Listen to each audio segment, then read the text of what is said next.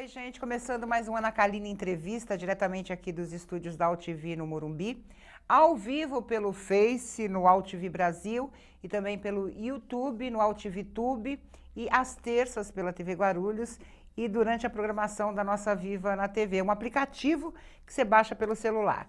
Eu quero dizer que a minha convidada de hoje tem mais de 10 anos de experiência na área da educação. Trabalha com crianças e me disse que quer ter uma família grande. Exatamente por isso ela tem muito carinho por esse assunto. É pedagoga, escreve no portal do Andreoli, que por sinal é seu marido, né? A gente vai falar sobre isso também, algumas fofocas também sobre esse casamento. E principalmente é especialista em sono infantil. Eu estou recebendo a pedagoga e consultora materna Ana Flávia Andreoli. Flavinha Andreoli, para os amigos, né, Flavinha? Com certeza. Obrigada, Ana, pelo convite. É um prazer estar aqui com você, viu? Mas eu quero começar do início. Onde nasceu Flávia Andreoli? Bom, eu nasci em Mojimirim, no interior de São Paulo. Pertinho daqui, né? É próximo, umas 2 horas, próximo a Campinas, né? E acabei conhecendo o Luiz por amigos em comuns. E aí a gente se casou, a gente vai completar o ano que vem 10 anos juntos. 10 anos de casados. Mas assim, a tua infância, como é que foi? Família grande, você falou que tinha família grande, né? Sim, eu tenho 6 tios por parte de pai, mais 6 tios por parte de mãe. Irmãos? E tenho 2 irmãs, mulheres. Né? Já tenho 2 sobrinhos, um casal. E muitos primos. Então eu acabei que ficava muito com os primos menores, tudo. Então eu fui pegando gosto mesmo pelas crianças. Aquela coisa, você ama ou você odeia. Exatamente, né? exatamente. Tem uma faca de 2 gumes. É verdade. E a sua infância lá em Mojimirim, como é que foi? Foi muito tranquila, muito gostosa. Eu brincava na rua, com os amigos, sempre ia na igrejinha próxima de casa, a escola era muito perto da minha casa, então a gente acabava tendo essa tranquilidade para poder ir e voltar a pé sozinha, né, ou com as minhas irmãs. Então foi muito gostoso, assim. Teus pais faziam o quê? Meu pai é vendedor, né, e a minha mãe agora ela é dona de casa, né? Mas ela faz uns doces pra fora, é o melhor pão de mel do mundo, acaba viu? se virando. Sim, sim. A gente sempre teve uma vida assim, simples, mas tranquila também. Não, e eles moram em Mojimirim ainda? Moram. Meus pais moram. Quer dizer, a casa continua lá? Continua. Quando dá saudade da infância, volta. Nossa, dá muita saudade. Não tem como negar que dá muita saudade. E boa aluna, você foi boa aluna? Como é que foi o tempo de escola? Então, Ou foi muito falar disso. arteira? Então, eu sempre fui uma aluna que conversava muito, falava muito. 2. Os professores reclamavam que eu falava demais, né? Mas eu sempre fui boa aluna, eu nunca tive notas vermelhas, né? Que fossem preocupação para os meus pais. Pelo contrário, as minhas notas sempre giravam em torno do 8, 9, né? A, B na época, né? Nessa época eram A, B e C, né? Até a série já mudou, né? A gente fala... Mas é engraçado que meus pais... quando tinha reunião de pais, eu pedia pra minha mãe ir. Minha mãe não tinha motivo pra ir, ela não tinha sido chamada. Mas eu falava, eu insistia pra ela, não, eu quero que você vá, eu quero saber o que os professores estão falando de mim. E aí chegava lá, os professores falavam, mas o que você tá fazendo aqui? A gente não tem reclamação pra fazer da tua filha, Ela né? só fala muito. Exatamente, conversa era muito. Só isso que falavam. E você sempre quis ser pedagoga ou você teve as fases, como toda criança tem? Quer ser médica? Olha, eu já quis ser médica, professora de educação física, delegada. Aí acabei jornalista. Olha, eu prestei vestibular para alguns cursos antes da pedagogia. É verdade? É verdade. Na verdade, desde o começo... Bom, quando eu era adolescente, né, eu queria fazer teatro.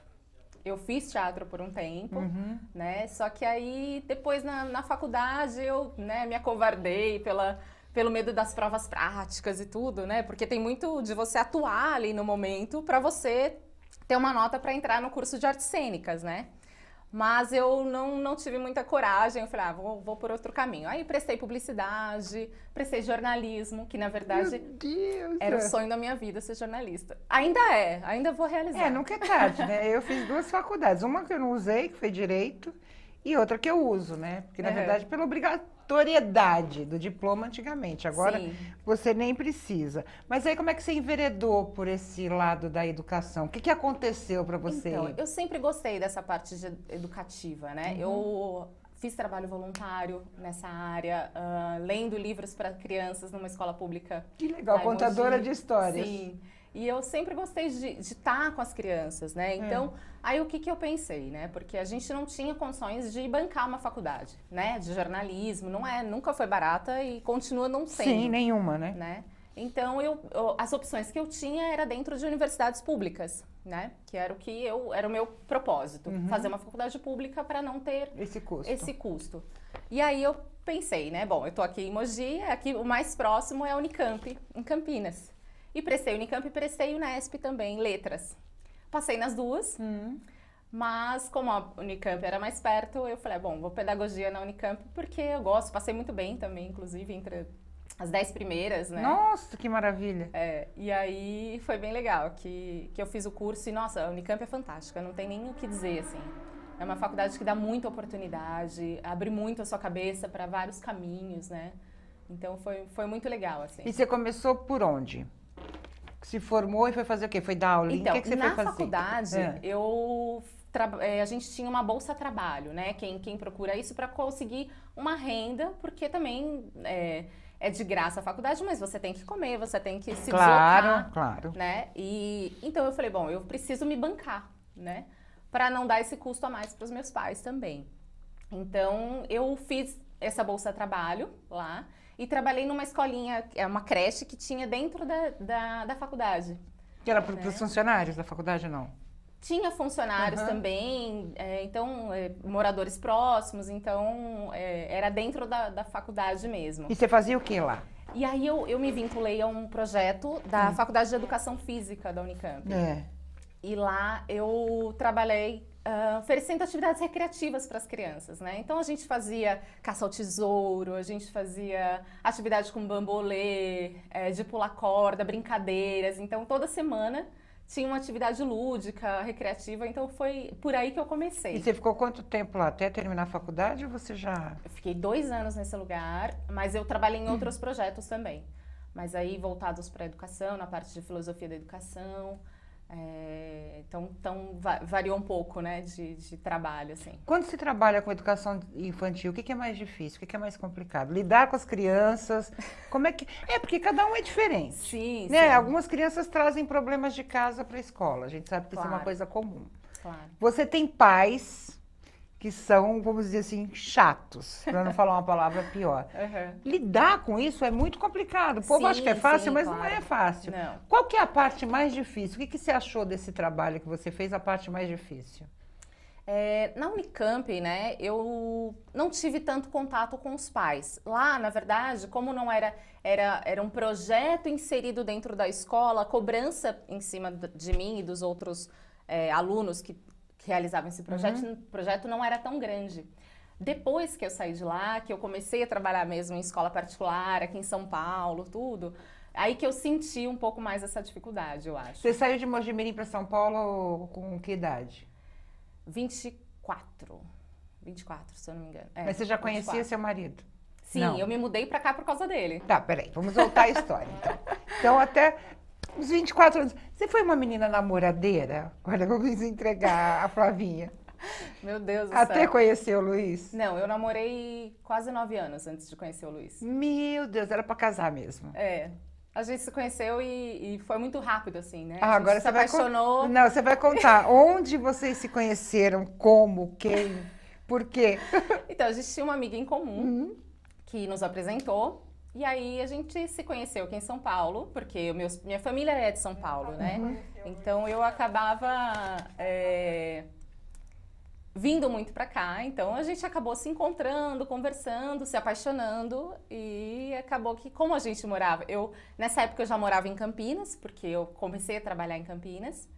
E aí a gente se conheceu, se apaixonou, eu falei, bom, então não tem jeito, eu vou me mudar para São Paulo para ficar com você. Mas aí foi rápido entre assim, o conhecer e o morar junto, Foram casar? uns 4 meses. Nossa! Diz que tempo não manda mesmo, né? 9 anos namorando, não casou. É. De repente conheceu alguém.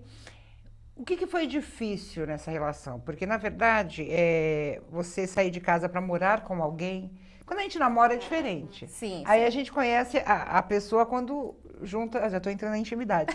O que é difícil? Como é que foi se adaptar a isso? Eu tenho a sensação que eu sou muito camaleoa, digamos assim, porque eu me adapto muito bem Isso é bom. ao ambiente Qual que eu signo? estou. Áries. Ah, com certeza. Então, eu não tive dificuldade para me adaptar com essa nova vida, com esse novo relacionamento, assim. Principalmente porque tem muito amor, né? Tem muito amor, tem muito companheirismo, tem muita parceria. A gente é muito parceiro em tudo que a gente faz. Mas você já conhecia o Luiz? Já sabia? O Luiz foi muito famoso, né? Sim, na verdade, né? Sim, como sim. jornalista esportivo, Com certeza. foi galã, né? É um galã, galã ainda, com todo respeito, né? Você já conhecia a história dele? Como é que foi lidar com isso? Eu acho que foi um pouco tranquilo, assim. Eu não me deslumbro muito. Eu gosto dele pelo ser humano que ele é, né? Eu conhecia, eu assistia ele na TV também, quando eu era pequena, enfim. Tem uma diferença de idade, ele tem um casamento, né? Sim, uma coisa que você nunca viveu. Isso. E de repente... Sim, e os filhos dele são adultos também, né? Ele tem 3 filhos que são adultos, então não teve tanto problema, tanta dificuldade, eu acho. E a gente aprende a ceder um pouco, né? Ele cede um pouco, eu cedo um pouco, então a convivência é super tranquila, sempre foi. E teus pais, como é que encararam isso? Ficaram assustados no começo, né? Porque foi muito rápido, né? Então, assim, eu tava lá em Mogi, me mudei para Campinas, tinha terminado um namoro e aí conheci ele e aí foi muito rápido. Então, para eles ficaram um pouco assustados, mas hoje em dia eles se dão super bem, o tempo vai passando e vão vendo que tem uma estabilidade emocional, né? Sim. Mas eu acho que eles perceberam que a gente se gostava demais, assim, sabe? Que era uma coisa que realmente foi intensa e profunda. Então, eu acho que também eles têm que respeitar, de alguma forma, a minha decisão, né? E eu sou muito assim, eu me decido rápido. Sabe? Eu acho você muito madura para sua idade. Sim. Às vezes eu acho você até mais velha que o Luiz. Assim, se você verdade, pensar. a gente fala de diferença de idade, eu também, né? Tive um relacionamento, o pai da minha filha é 22 anos mais velho do que eu. E muitas vezes eu me via numa situação que eu falava, pô, eu tô pensando com a cabeça muito mais retrógrada do que ele. E muita gente fala assim, a diferença de idade influencia. É positivo e negativo, porque você aprende e ensina ao mesmo tempo. Exatamente. Você sente isso? Sim, com certeza. Eu acho que eu amadureci nesse relacionamento e acho que ele rejuvenesceu muito também. Né? Então, às vezes, ele é realmente... Ele até emagreceu. Você viu? Parou de fumar, ele fumou por mais de 20 anos. E faz assim, né? Então. Ele engordou bastante e conseguiu emagrecer e tá mantendo isso já há mais de 3 anos, né? Então, a gente tem muito isso, assim. Ele rejuvenesceu muito no relacionamento e eu amadureci. Então, mas eu sempre fui... Eu acho, né? Meus pais podem dizer melhor isso, né? Mas eu acho que eu sempre fui um pouco mais madura. Eu nunca fui uma pessoa de balada. Você é a filha mais velha, não? Não, sou do meio. Eu nunca fui uma pessoa de balada, de festa, de bagunça. Eu sempre fui um pouco mais estudiosa, né? A vida do interior te dá isso também, né? E a faculdade também demandava muito de mim. Eu saía 6 horas da manhã de casa para pegar o transporte para ir para a Unicamp e voltava 8 horas da noite, quando não voltava meia-noite. Então, era muito tempo na faculdade. Então, a gente acaba, né, tendo que amadurecer de alguma forma. Então, vamos voltar. Aí você chegou em São Paulo, casou com o Luiz e foi fazer o quê? Eu fui trabalhar numa escola. Primeiro, eu trabalhei um pouco com ele, né? A gente, no rádio, ele teve um programa de rádio muito legal no 89. E em São Paulo e em Campinas. Então, eu fiz toda a parte de produção para ele, né? Ajudava ele em toda essa questão. A gente fez um piloto de um programa de TV na Bahia. Então, eu também fiz a produção do programa. Então, foi bem bacana, gente. Você gostou desse meio? Amei, era tudo que eu sempre quis, assim, né? Foi uma forma Eu sou muito encantada com esse mundo da TV, sabe?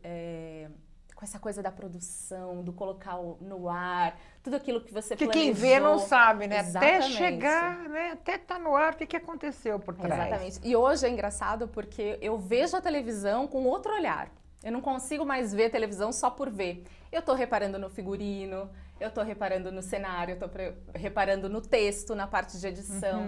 Então, muda o nosso olhar também, né? E é um mundo fantástico, né? A televisão não tem como não dizer que é uma coisa espetacular. E você, né, alia isso à tua profissão?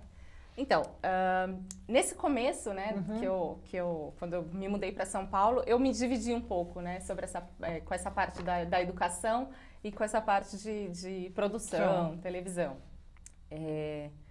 Mas eu acho que é legal misturar isso, né?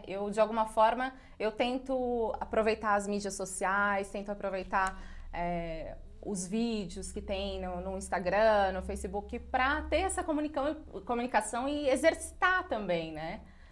A minha fala, a minha conversa, meu Tanto jeito que você gravou um falar. piloto. Eu tenho um trechinho do piloto aí, né, Paulo? Pra gente mostrar. E eu quero saber por que você desistiu. Mas a gente vai ver só um pedacinho. Pode soltar?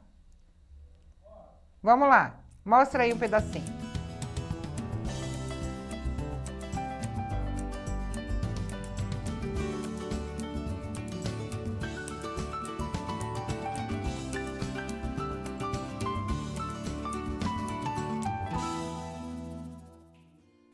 Oi meninas! Olá, e aí, tudo bem? tudo Olá bem. pessoal, eu sou Flávia Andreoli e é com muita alegria que a gente está iniciando hoje o nosso programa Figura Materna. Aqui vocês vão ter dicas, orientações e vão poder tirar suas dúvidas sobre o universo da maternidade. Para isso, vocês vão contar com uma equipe especializada. Do meu lado, a Daniele Kogo, que é consultora materna e especialista em sono infantil. Tudo bem, Dani? Tudo bom. Conta um pouquinho para o pessoal como foi sua formação. Figura... Ah, que gracinha! Fala pra mim, por que não foi pra frente essa ideia? Na verdade, ela ainda tá guardadinha, né? De uma forma que a gente tem interesse, tem intenção de colocar pra frente, de fazer andar. Acabou que nós éramos em 3 pessoas e aí acaba que a gente... Cada um já tem uma história, um caminho. Quer um conselho? E aí acabava se Faça dividindo sozinha. um pouco. É, você e você, porque você vai brigar com você mesma, É. você vai se autocriticar, né? Você não vai ter uma disputa, porque por mais que a gente é amigo, mas acaba tendo... O Luiz conhece bem esse lado. É você amigo enquanto não... De certa forma, não te... a gente continua muito, muito amiga. A gente, ambas são consultoras maternas também. Então, a gente faz muitas trocas. Mas eu acho que tem essa coisa dos outros compromissos. Existe todo um trabalho por trás, né? Você tem que produzir, você tem que ter um dia para você gravar, tem que ter os convidados. Sim. Então, é trabalhoso, né? Então, acho que a gente não conseguiu também aliar isso à parte comercial, né? Então... É um trabalho de formiguinha e que naquele momento não estava fluindo do jeito que a gente esperava. Mas você escreve, né? Sim. Você exerce esse lado da comunicação. Sim, eu tenho uma coluna de maternidade no portal do Andreoli. Para quem quiser acessar lá é luisandreoli.com.br. E eu falo um pouco sobre esse mundo da maternidade, assim, mais voltado para a parte da minha especialidade em sono infantil. Mas trago alguma coisa também sempre do universo materno mesmo. Mas como é que você decidiu ser consultora materna? Agora a gente vai começar a falar disso aí. O que é uma consultoria materna? Eu te ligo na madrugada e falo, pelo amor de Deus, meu filho se engasgou. É uma coisa assim, mais ou menos, que nem pediatra. Então, a consultora materna trabalha numa parte comportamental, né? A gente não faz um atendimento clínico, médico, né? Mas a gente tem todo um trabalho, como é que eu posso dizer? Em vários setores, né? Tem consultora materna que trabalha com foco em amamentação, tem consultora materna que trabalha com foco no sono infantil, mas a gente faz outros atendimentos, por exemplo, cuidado, a gente faz um curso de gestante que entra cuidados com o recém-nascido, segurança doméstica, né? Como é que você reage num momento desse que a criança engasga? Existe uma manobra, chama manobra de Heimlich, que você faz e você consegue desengasgar um bebê. Que é uma coisa que toda mãe precisa saber. Sim, e toda mãe tem essa experiência, né? Sim, com certeza. Eu tive essa experiência e saí correndo para a vizinha, porque eu não sabia o que fazer. Pois é. Eu não sabia se eu batia nas costas, eu não sabia se eu enfiava o dedo na garganta, E tem uma posição, tem toda uma coisa. E recentemente, essa semana, ou foi semana passada, uma criança engasgou numa escola com uma salsicha e não tinha uma pessoa preparada para fazer o pronto-socorro, o pronto atendimento para ela. Essa manobra de remix, que é uma manobra relativamente simples, mas que salva vidas. E essa criança veio a óbito porque não tinha ninguém que pudesse com uma salsicha, gente. É muito triste. Uma escola, né, tem que ter alguém preparado, os professores têm que estar orientados. Não existe uma lei que obrigue esse tipo de conhecimento numa escola infantil? Eu acredito que absurdo, não tenha. Né? Uma regulamentação, alguma coisa assim. Tem muitas escolas que estão investindo em enfermaria, né, que tenha uma enfermeira 24 horas ali, deveria ser obrigatório durante o período escolar para poder fazer os atendimentos, ministrar remédios, né, tirar uma febre, enfim, verificar se uma criança tá bem o suficiente para... E eu acho que é um investimento fundamental numa escola, porque você está lidando com vidas e com vidas de criança, né? E um caso como esse do menino acaba com a história da escola. Sim, exatamente. Né? A coisa é um investimento que garante a credibilidade do seu estabelecimento de ensino. Sim, e se você pode fazer um bem para uma criança, como negar, né, um atendimento desse para uma criança? Agora, você atende como? Atende em consultório, atende em casa? Como é que é feito esse trabalho? Então, meu foco tem sido mais o sono infantil. Né? Por quê? É que uma coisa interessante. Por que o sono infantil? Porque eu acho que eu consigo me dedicar, estudar e focar realmente, porque eu acredito que o sono tem fundamental importância para o desenvolvimento e crescimento da criança, né? E é uma coisa que eu gosto, que me interessa, que me instiga, né? Então, eu acho que por isso que eu me enveredei mais para a questão do sono. Tem muito a ver com a qualidade de vida, né? Mas o que faz uma consultora do sono? Quer dizer, eu tenho um bebê, né? Acabei de ser mãe, hipoteticamente, porque eu nem posso mais. O que você vai falar para mim? Tá. Bom, primeiro eu preciso entender quais são as suas queixas, né? O que está acontecendo com você, com o seu bebê, quais são as suas reclamações em relação ao sono dele, né? Se a criança não está dormindo bem, se ela não dorme de dia, se ela tem ficado muito irritada para dormir. Então, tem toda uma lista de queixas que geralmente vem pra gente quando uma mãe nos procura. Quais são as mais comuns? Qual é o caso mais comum? A privação de sono noturna é um dos principais, né? Em qualquer idade? Ou então, a gente tenta... Geralmente, essa privação do sono incomoda mais os pais quando eles são pequenos, né? Até uns 3 anos, ou mesmo nos primeiros meses, são os casos mais frequentes, né?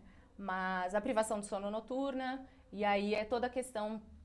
de um mau humor durante o dia, a criança não dorme direito, não consegue realizar as atividades. Exatamente, o sono é fundamental em qualquer idade. Mas quais são as causas dessa privação do sono de crianças? Quais são as causas mais comuns? Uma ausência de uma rotina, né? É o principal, assim, criança precisa de rotina. Se criança não tem rotina, ela tem dificuldade para interagir com as pessoas, de aprendizado, de memória. Então, a rotina é fundamental para ajudar nessa questão do crescimento e desenvolvimento da criança. Eu acho que esse é o principal motivo, né? Então, e também o sono diurno, que são as sonecas, estão diretamente ligadas com o sono noturno. Então, a criança que não dorme de dia, né? Não dorme bem de dia, ela acaba dormindo mal de noite também, acordando. É bom o dormir à tarde para uma criança? Então, a gente... Quando o bebê precisa fazer as sonecas, né? É complementar, né? O sono diurno e o sono noturno. Então, ela precisa... Até os 3 anos de idade, a criança precisa fazer até os 3 anos, uma soneca pelo menos, né? Aí um pouco menor, até 1 ano, de 2 a 3, depois de 1 ano... umas 2 sonecas e com 1 ano e 8 meses, 1 ano e meio, ela já pode fazer uma soneca por dia só para complementar esse sono noturno. A consultora materna consegue detectar quando o problema não é comportamental, ou seja, a criança não está dormindo bem porque tem um problema clínico, ou você consegue detectar isso para fazer o encaminhamento? Sim, a gente sempre, a gente depende muito da observação dos pais, né? Existe a questão dos pais observarem a criança e, ao mesmo tempo, inserir as orientações, né, as informações que a gente passa para eles. Se não está acontecendo, se o sono não está fluindo, pode existir sim uma questão neurológica ou de refluxo que precisa ser observada e acompanhada por um clínico, né? Ou mesmo por um especialista. Então a gente consegue perceber através dessa troca, né, que a gente faz com os pais. A gente orienta os pais a procurarem um médico. Tinha um nome de não sei se era uma doença, que os bebês morriam dormindo. Que foi muito comum no passado, depois começaram a detectar quais eram as causas. Mas isso ainda acontece, síndrome do berço, acho que é alguma coisa assim, não lembro. Não lembro, é coisa antiga, não é da sua época. Eu tinha o nome, agora acho que não tem mais. Ainda são casos comuns de crianças morrerem dormindo? Dentro do nosso trabalho, né, do nosso curso que a gente fez, existe uma questão que é a cama compartilhada, que aumenta o risco de morte súbita, né? Então, a criança pode morrer por um sufocamento dos pais, porque dorme no meio dos pais. Aí, os pais rolam, a criança pode rolar e acabar acontecendo um acidente desses, porque não deixa de ser um acidente, né? Então, nos primeiros 3 meses de vida, 5 meses de vida, a gente orienta a não fazer cama compartilhada de forma nenhuma.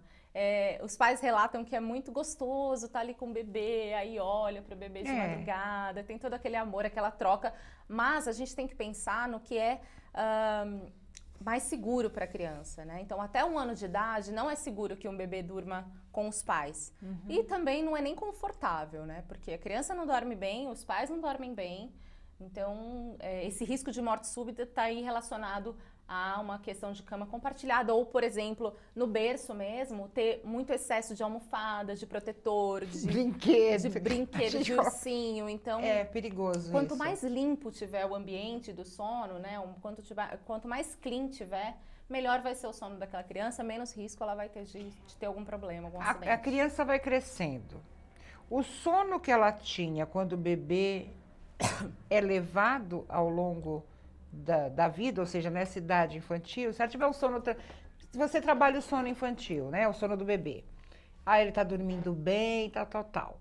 Ele vai crescendo, ele leva essa rotina e se o contrário também é verdadeiro, ou seja, se tem um sono ruim, quando o bebê vai continuar dormindo mal... A privação do sono, ela tem reflexo... no desenvolvimento da criança. Então, uma criança que dorme bem, dorme mal desde pequena, ela pode ter problemas de aprendizado na pré-escola, problemas de relacionamento, baixa resistência a infecções. Então, consequentemente, se ela não tem uma rotina de sono, uma rotina na vida dela, né, no dia a dia dela, provavelmente ou possivelmente, ela vai continuar tendo esses problemas no decorrer da vida. Agora, né? Por exemplo, o adulto precisa de remédio para dormir. Existe medicamento para criança também ou não? Isso já é tirado de lado?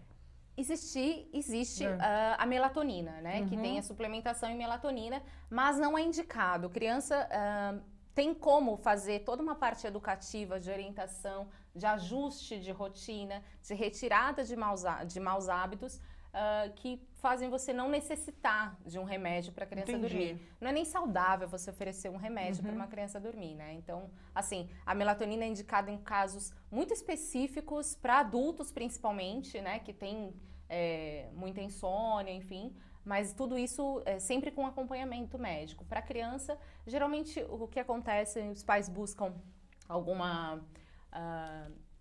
algum floral, alguma coisa assim que possa Uma coisa mais ajudar. natural. Sim, uma coisa mais natural para a criança. A alimentação influencia? Totalmente, totalmente.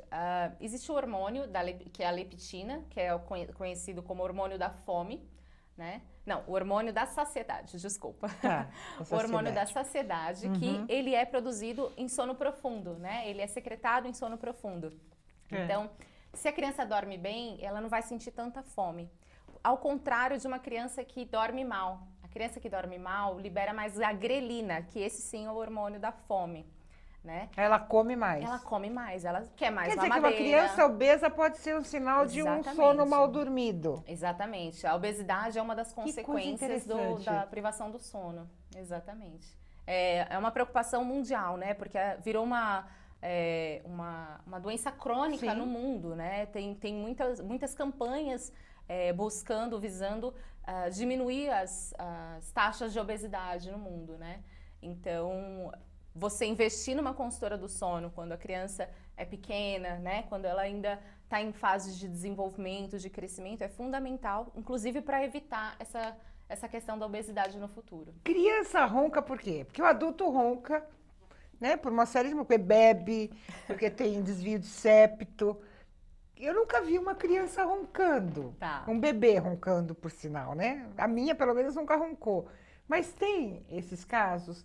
Podem ser sinais de algo que não está legal? Um ronco numa criança? Sim, é importante sempre buscar a informação com o pediatra, porque pode sim ser um desvio de septo, uma questão de amígdala. Seria uma coisa clínica mesmo para ser acompanhada por um pediatra, por algum gastroinfantil que possa talvez tentar entender o que está acontecendo e tratar essa questão, porque também não adianta você tratar o sono da criança, o sono do bebê, se você não tratar a parte clínica também. Se tiver alguma parte clínica que está atrapalhando a questão do sono, não vai adiantar nada você fazer uma consultoria do sono. Agora a gente tem essa mania de ninar, né? Mãe é uma desgraça, né?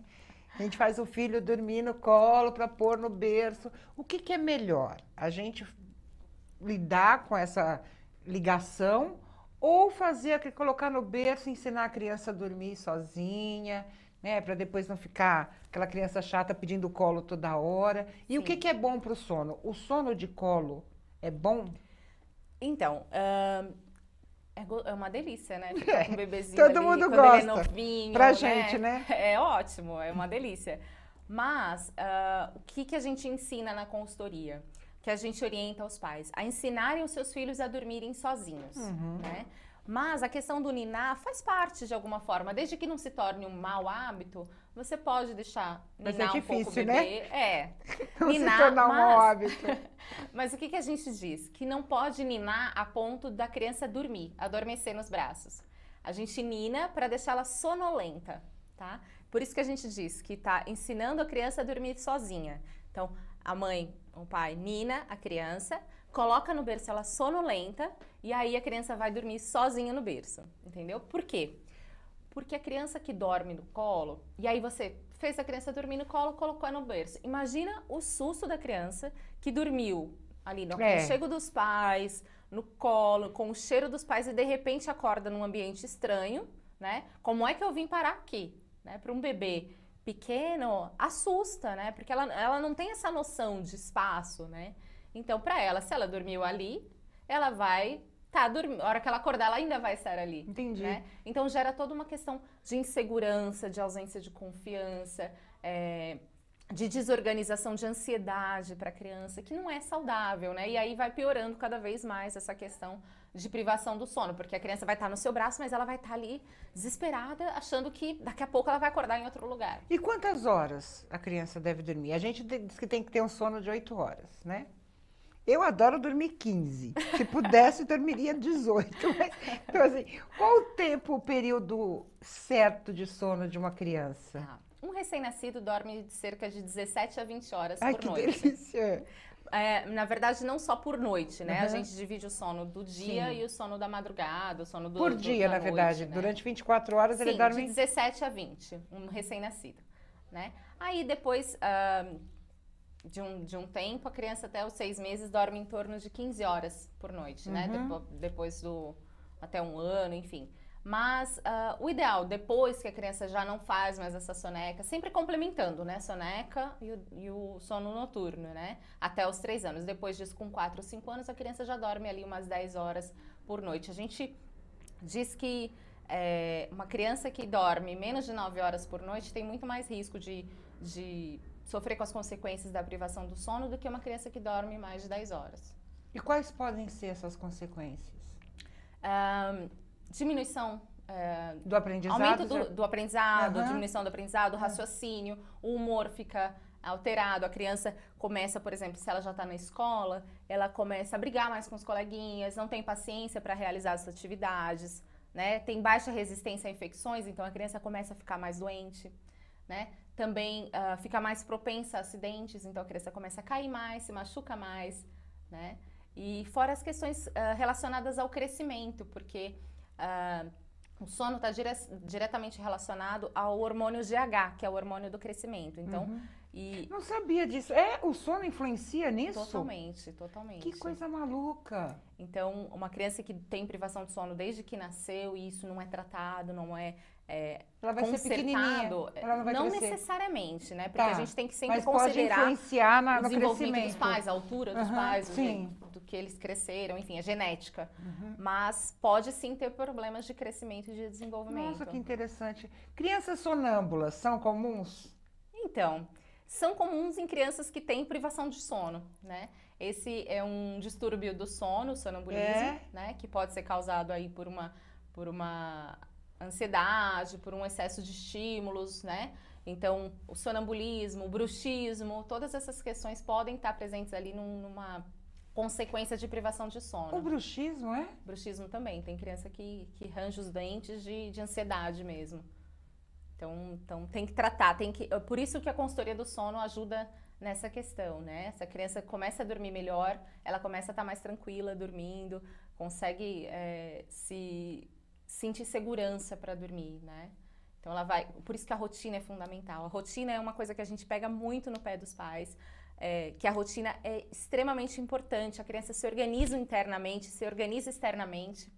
Então, que aquela coisa, fazer isso tal hora, exatamente, comer tal hora e dormir tal hora. Ela sabe o que vai acontecer logo em seguida, né? Ela sabe que depois do almoço, por exemplo, ela vai ter uma soneca. Entendi. Né? Ela vai ter uma sonequinha, então ela tá tranquila, o corpo começa... Sabe quando a gente diz que o corpo vira um reloginho?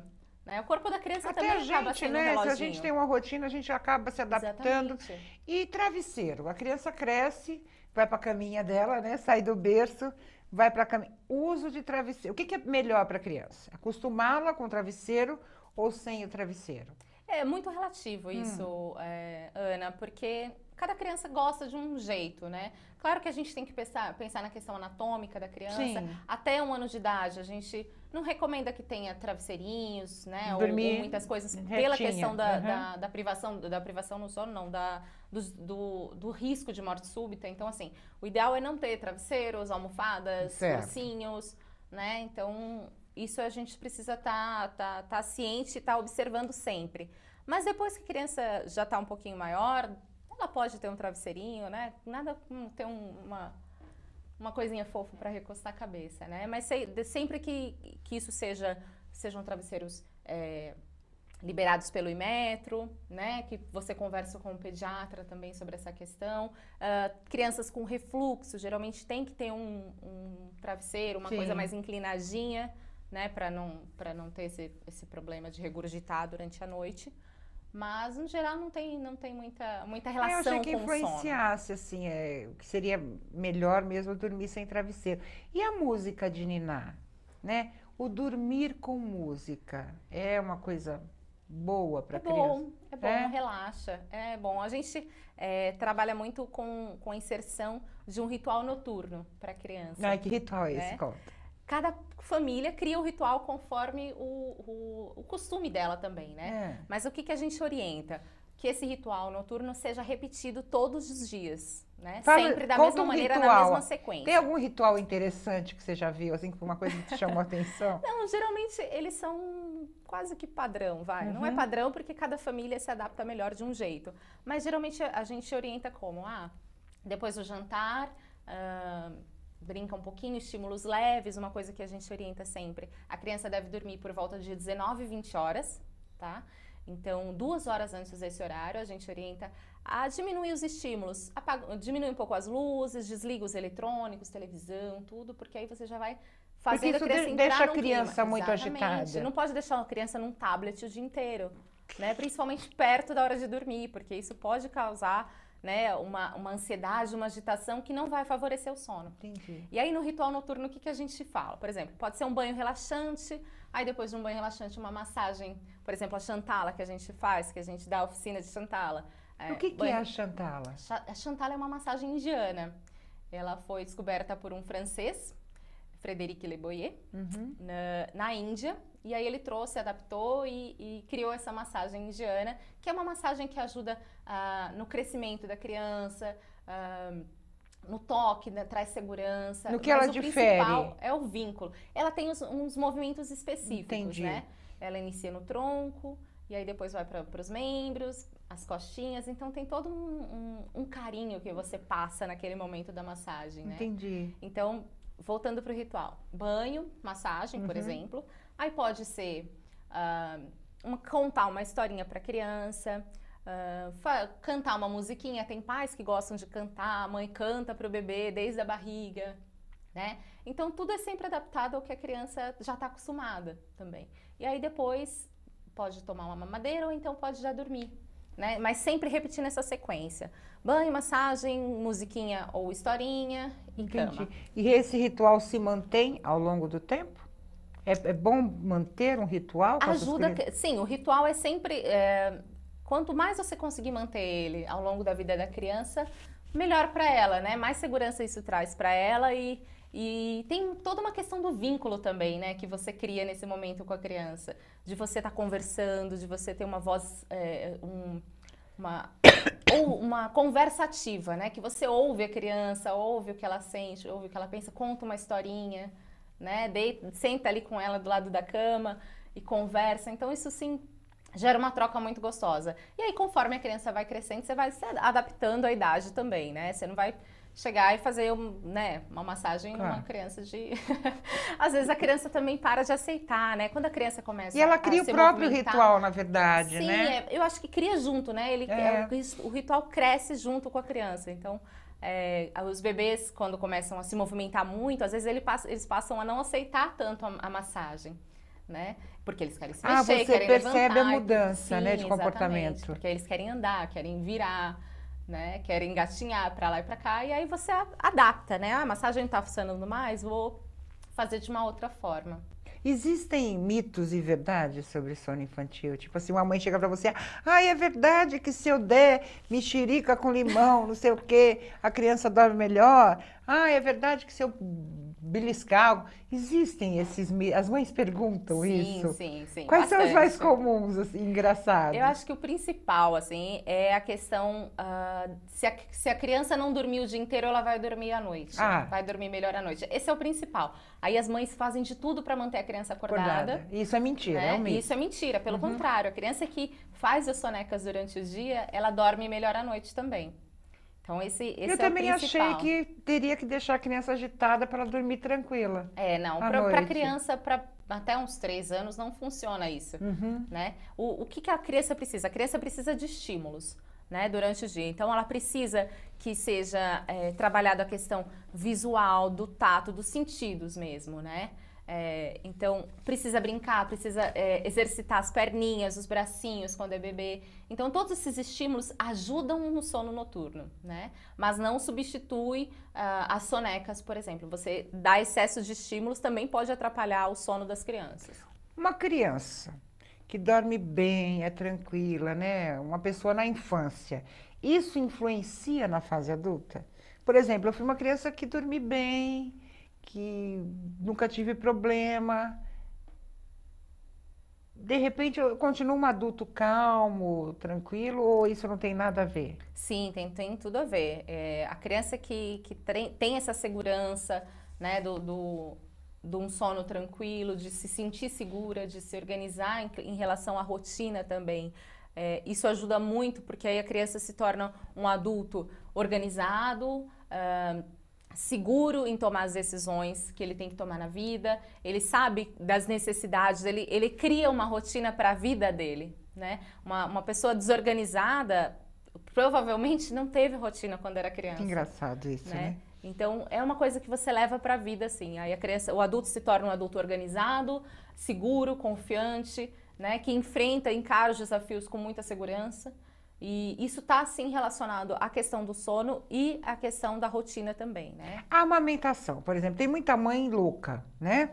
Que fala assim, meu filho tem que mamar de 3 em 3 horas. Então, a criança está dormindo, vai lá e acorda para pôr no peito. Tá. Né? Isso é certo?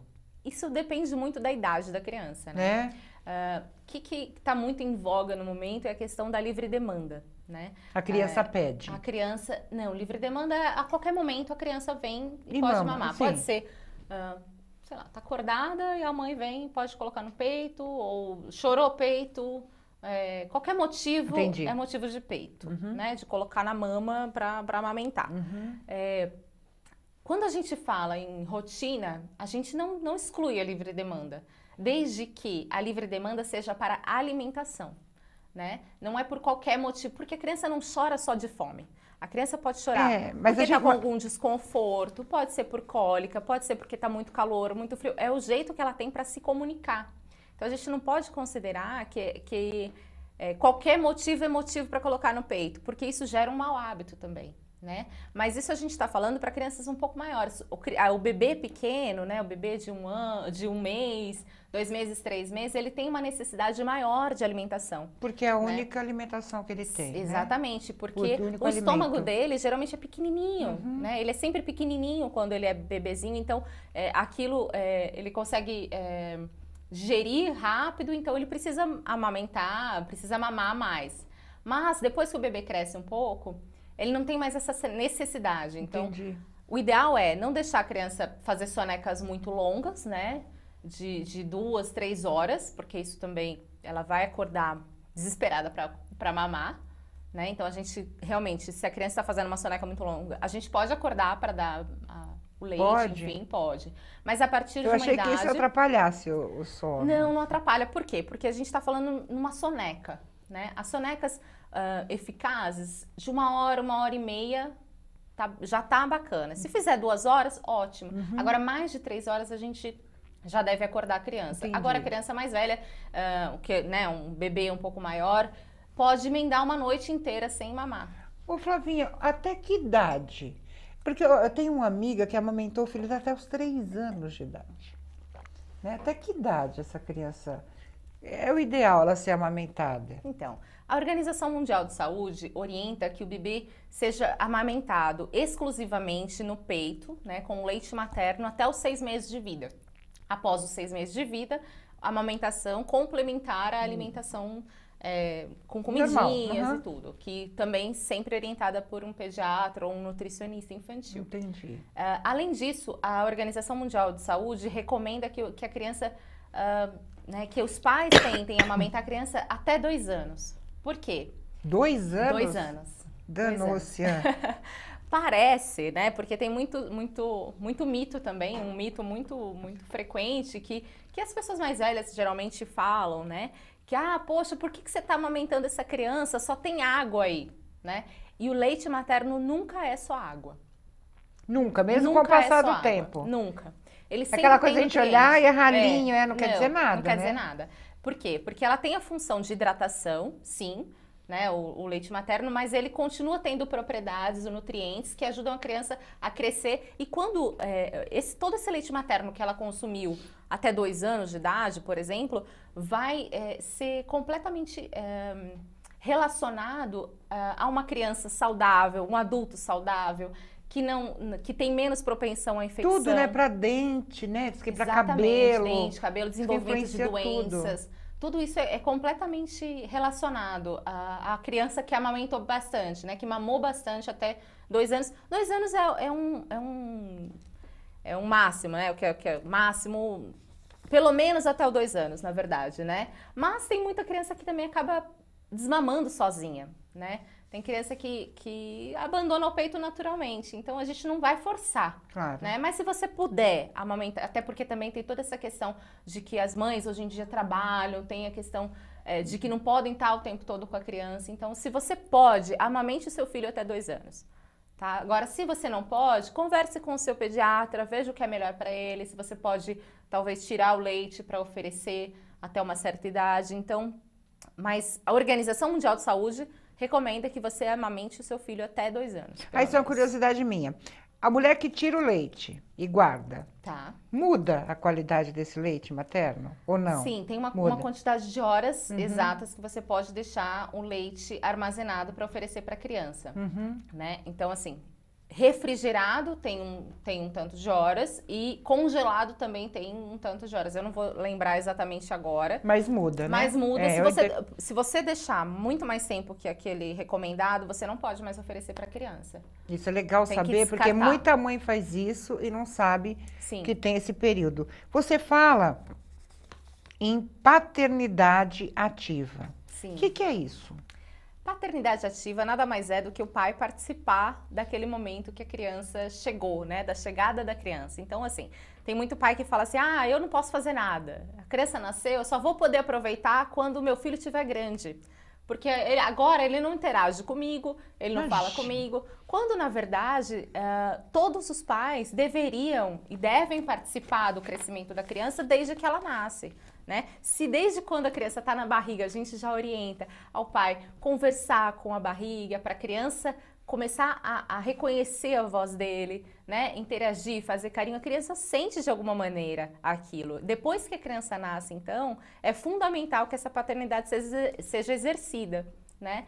Então, assim, como que o pai pode participar? Trocando fralda, colocando para arrotar, tá ali do lado da mãe enquanto ela tá amamentando, levar água para a mãe. Então, isso é uma paternidade ativa. O pai que comparece, o pai que tá presente e que divide as funções. É que o homem é muito desengonçado, né, para essas coisas. Isso é relativo, mas é bem viu, Ana? Tem muito né? pai aí que é melhor que mãe, viu? É, né? Tem. Você acaba aprendendo com a experiência. Flavinha, nosso tempo chegou ao fim. Nossa, que rápido. Mas, olha, eu quero dizer que eu espero que você realize seu sonho de ter 2 a 4 filhos.